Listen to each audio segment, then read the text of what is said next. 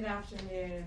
I'm sorry we were a little bit late. I was in the West Wing swearing in Tulsi Gabbard, and so I just came straight back here. So thanks for being patient with us with the delay. We're here today because we have filed charges against the state of New York. We have filed charges against Kathy Hochul. We have filed charges against Letitia James and Mark Schroeder, who is with DMV. This is a new DOJ, and we are taking steps to protect Americans, American citizens, and angel moms, like the mom standing right behind me, who you're going to hear from in a moment. New York has chosen to prioritize illegal aliens over American citizens. It stops today. As you know, we sued Illinois, and New York didn't listen. So now you're next.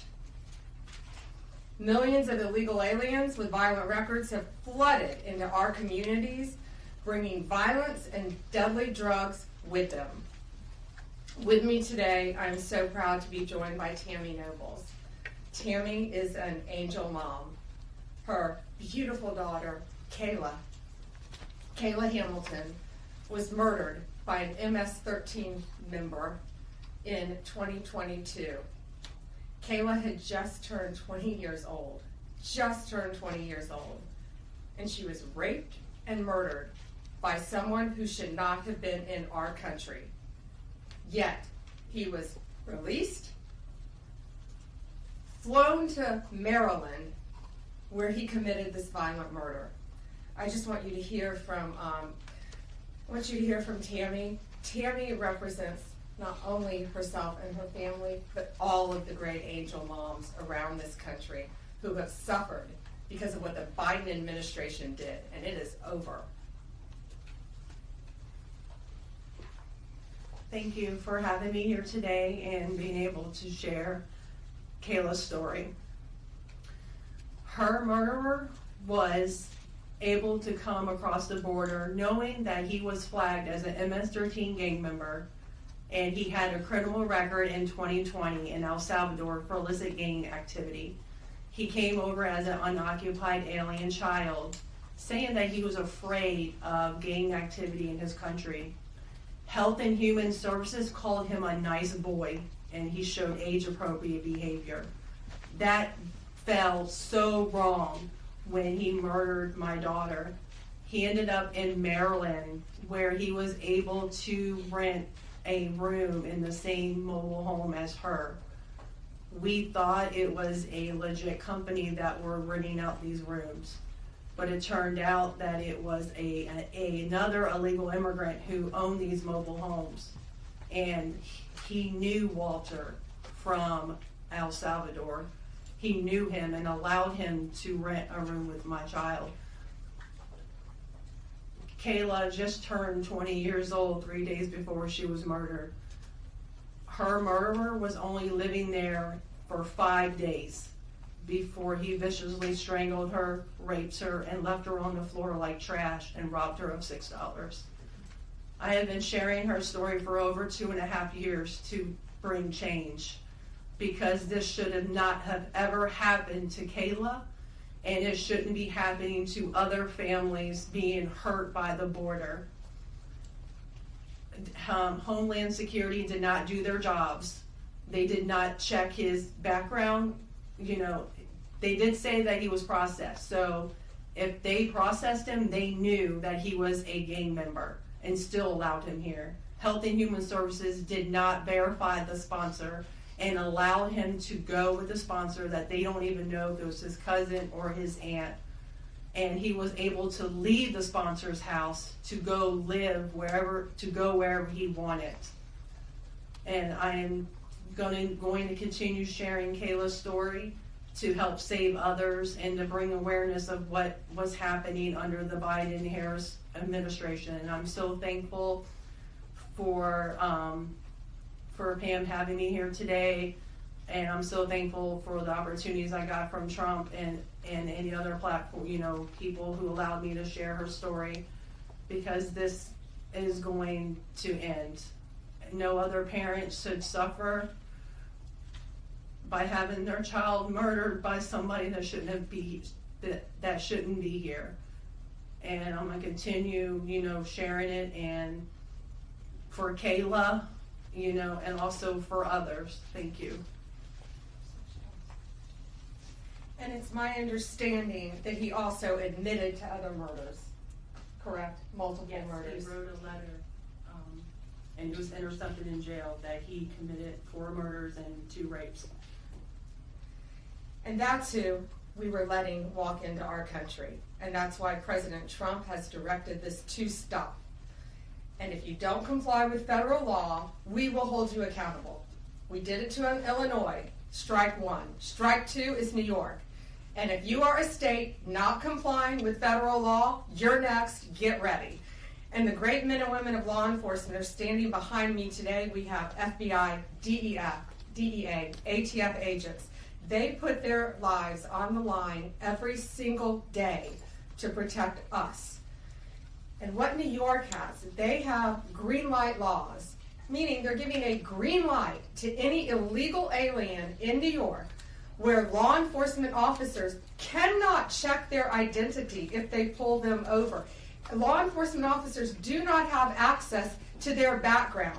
And if these great men and women pull over someone and don't have access to their background, they have no idea who they're dealing with. And it puts their lives on the line every single day. Violent criminals, gang members, drug traffickers, human smugglers will no longer terrorize the American people. And that is why we are here today. You will be held accountable if you do not follow federal law. It's over, it ends, and we're coming after you. Questions? We have time for a few questions. David Spott with Fox News. Madam Attorney General, thank you and welcome to the Justice Department. Thank you. I have a quick on-topic and a quick off-topic Sure. question. On-topic, in your executive order or in your orders on the first day you were here, you talked about working with the Justice Department or these sanctuary cities, as you say, will be Yes. punished. Today you're putting people on notice. Right now, we're just lawsuits. Is this going to go further? What kind of punishment are we talking about? Is there any grounds to charge individuals, charge politicians? How far is this going to go? Well, we're going to see what they do next, David. We have sued them all. We personally sued the governor, the Attorney General, Letitia James, and Mark Schroeder with DMV because he has the green light laws. So what they have to do, they have to start complying with federal law. If they don't, we're going to appeal it, and we will win. They have to comply with federal law. Did you have a second question? I did have a second off-topic question in this regard to the judiciary. Today, Elon Musk, who has enormous influence in the Trump administration, posted on X, quote, there needs to be an immediate wave of judicial impeachments, not just one. As the Attorney General of the United States, how do you respond to that? Shouldn't the process work out in the courts before we talk about judicial impeachments? I mean, these are just TROs now at this time. Shouldn't these just play out? Yeah, I haven't seen Elon Musk tweet. He is a friend of mine. He is a great man. I think he's very frustrated with what's happening in our federal government. At USAID alone, they're giving out billions of dollars that should not be distributed. We're going to back him up. We work our whole lives in this country, and we all pay taxes in this country. And for people to find out that $2 million is going to Guatemala for sex changes is outrageous. And we're going to back up Elon Musk every way we can. That includes lawsuits against these people who are doing that, and we will be successful. Do you have concerns about judicial impeachments? That's not going to happen now. We're going to look at everything. We're going to follow the law right now. We're going to follow the process. These are federal judges with lifetime appointments, but they will be struck down ultimately by the Supreme Court of the United States if the appellate courts don't follow the law as well. Alana Richard with the AP. Hi. Hi. Nice. I also have an on-topic and an off-topic. Sure. First of all, can you just briefly walk us through what the legal claims are you're making in this lawsuit? Yeah, absolutely. So the green light laws are that this is what the green light law says. It's a green light to illegal immigration, which says they can comply. That law is unconstitutional. They can't do that. And what they've done is they have a tip-off provision that requires New York's DMV commissioner to promptly inform any illegal alien when a federal immigration agency has requested their information. So think about the men and women in law enforcement behind me. That's basically, that's not a basic, it's tipping off an illegal alien, and it's unconstitutional. And that's why we filed this lawsuit, and that's why we charge Mark Schroeder too, because he runs DMV. Oh, I'm sorry, you had a second question. Yeah, my off-topic question. I wanted to ask about Mayor Eric Yes. Adams' case. As of at least a few moments ago, SDNY still has not dropped that case. Have you or other DOJ leadership spoken to the acting U.S. attorney and SDNY since the memo was sent earlier this week? And what will you do if she refuses to drop the case? I have not spoken to her. I know our acting DAG, Emil Bove, has spoken to her, and Chad Mizell may have spoken to her, but that case should be dropped. It was done at the directive of Emil, so that case should be dropped. I did not know that it had not been dropped yet, but I will certainly look into that. Reagan, Daily Caller. Hi, how are you?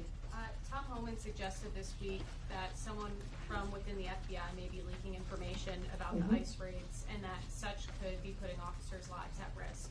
Has the DOJ gotten any closer to determining if these leaks are coming from within the FBI?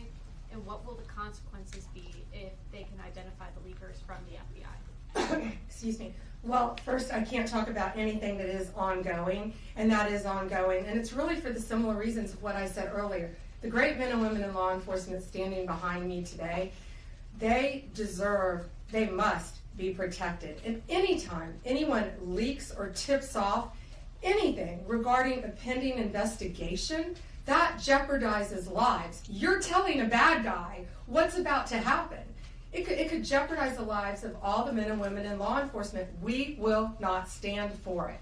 We will find you. We're going to investigate it, no matter what agency it came from. We don't know for certain. We have an open investigation, so I can't talk about it in detail, but we will do everything in our power to hold you accountable, and it is a crime, and you will be prosecuted when we find you. I got time for one more. Alana Austin is next. Hi, Madam Hi, Alana. Attorney General. Thank you so much for your time. I was also interested in hearing specifically what the interactions have been like with Mayor Adams. And I know he has a little bit of a different tone than some of the other Democrats out of the Empire State. And then also Denver Mayor Mike Johnston, because before the President Trump went back into office, he had issued some words about a potential standoff and then walked that back. So I was curious to see what things have been like out of New York City and Denver officials. Yeah, well, we're hoping that in New York, Mayor Adams is going to cooperate with us with the sanctuary cities and the illegal aliens. And has the mayor in Colorado been cooperating? Do we know? I believe he might have now. Yeah, I believe Colorado is now cooperating. That's what we want. We don't want to sue you. We don't want to prosecute people. We want people to comply with the law. This is very simple. An MS-13 member murdered her daughter. That's happening throughout this country. We have one angel mom is too many. And we have angel moms throughout this country who should not be going through this. Comply with the law. This is the last thing we want to be doing. We want to be out there, all of us, fighting violent crime. Yet we're fighting illegal aliens, and that ends, and it's going to end today. All right, that's all we have time for, guys. Thank you. Thank you. Thank you all.